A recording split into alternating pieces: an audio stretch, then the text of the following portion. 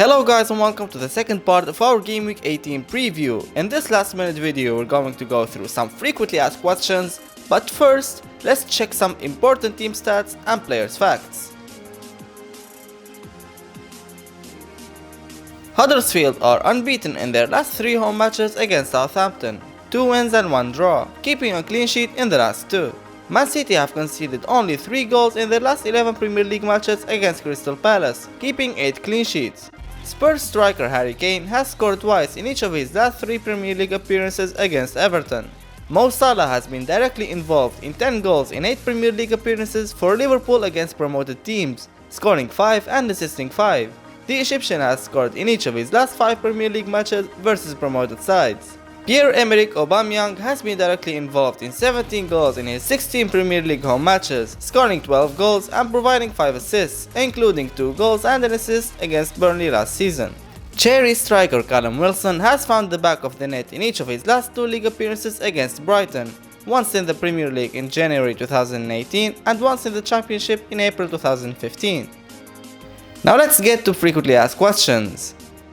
Best Alexander Arnold replacements. The obvious best replacements are Alonso, Van Dijk and Robertson, however it's unlikely that you'll be able to afford these options without sacrificing another player, so we'll look at players costing approximately the same. The ideal replacements would be either a Liverpool, Man City, Chelsea or Tottenham defender. Unfortunately, the defensive assets from these teams are more expensive. There is however one of the best defenders in the world, Dejan Lovren. With recent injuries to Gomez and Matip, the Croatian international seems a nailed starter over the next 6 or 7 game weeks. He's cheaper than Alexander Arnold, but obviously he doesn't offer the same attacking threat. If you need defensive cover from Liverpool, then look no further than Lovren. Matt Doherty. Owned by almost 23% of FPL managers, the Wolves wingback has been a revelation this season. He's tied the highest scoring defender with 3 goals, he also has 3 assists and 5 clean sheets. He's the 4th highest scoring defender in the game. Wolves do have 3 difficult fixtures over the next 5 game weeks, but they have Fulham and Crystal Palace sandwiched between these matches. Lucas Dean. The Everton left back has been on the watch list of many FPL managers already. With 34 key passes, he leads the way with chances created for defenders in the league, and his recent form has changed his impressive stats into FPL points with a goal and an assist in his last 2 games. In the next 9 fixtures, Everton only plays Spurs from the top 6 teams, so you would expect more returns in the coming weeks from the Frenchman. Kolasinac. The Bosnian left-back missed the last game week due to a minor injury and he is expected to return this weekend. Prior to this missed fixture, the left-back had started the last 6 matches and his performances were remarkable. He had 2 assists in his last 6 appearances. Fixtures look okay with only 1 tricky visit to Anfield in the next 5 game weeks. Holebas. The Watford left-back caught the eye this season, particularly thanks to dead ball situations. The Greek international takes his fair share of set pieces and has an excellent left-footed delivery. Watford have a favourable run of fixtures between Game Week 18 to Game Week 27, with only Chelsea home and Tottenham away to play from last season's top 6. Other cheap players worth a mention are Shaw, Dunk, Schindler and Zanka. Keep or sell Lacazette and Aubameyang after failing to score in the last 3 game weeks. By the end of November, lots of FPL managers were looking at bringing one or both of the Arsenal frontmen, given their nice run of fixtures throughout December.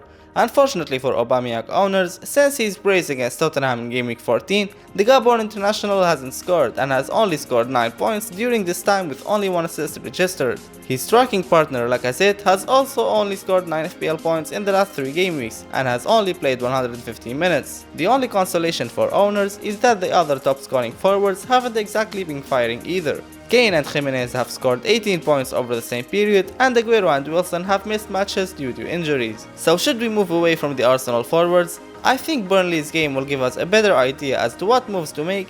If either or both strikers give an impressive performance, then we should be a little more patient given that Arsenal still have a nice run of fixtures, so let's give them one more chance. Bournemouth have failed to score in their last 2 game weeks and 4 of their next 5 game weeks are ranked 3 to 5. Keep or sell Wilson and Fraser. As far as Wilson is concerned, it's difficult to judge as he was injured for Game Week 16 and came off the bench for 32 minutes in Game Week 17. Personally, I think Wilson is a keeper as long as he's fit, regardless of the fixtures. He's still the 2nd highest scoring forward in the game behind Aubameyang, and has more points than Kane, who's almost 6 mil more expensive. He has 8 goals and 8 assists so far this season. The fact that he's been injured is probably the main reason Bournemouth have failed to score in the last 2 game weeks. They do have Tottenham and Man United in the next 2 matches, but I wouldn't bet against him scoring in these games. Fraser's 2 blanks could also be attributed to Wilson's injury, as 3 of his 4 goals were assisted by Wilson, and he has assisted Wilson in 3 of his 7 assists. I think there is a strong case for moving away from one of Wilson or Fraser if you own both, but I think if you only have one of them, then stick with him, as I feel there are very few players, if any, whom are better for the same cost. After his recent form, is Sané now the must-have Man City player?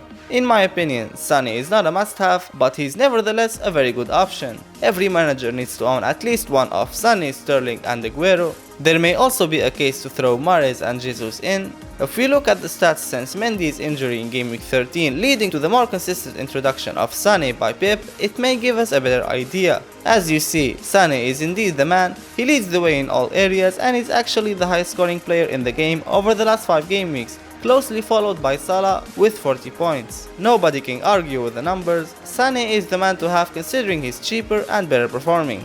Should we be patient with Kane after his blank versus Burnley? As previously mentioned concerning Lacazette and Aubameyang, I think we need to be patient with Kane if you already have him. Tottenham still have an amazing run of fixtures, and with only United to play in the next 10 game weeks from last season's top 6, they have qualified for the knockout stages of the Champions League, so no interruptions from the Premier League for several weeks. He may have blanked against Burnley, but let's not forget he has scored 4 and assisted 3 goals in his last 6 starts. Not a bad return. If we compare him to Salah, Hazard, Sané and Aubameyang during this period, from Game Week 12 to Game Week 17, it reads well.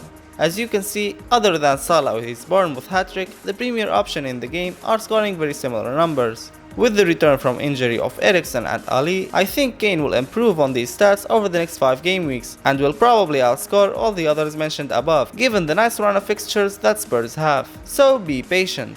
This is the end of this preview. Visit our Facebook, Twitter and website for daily updates even during the game week.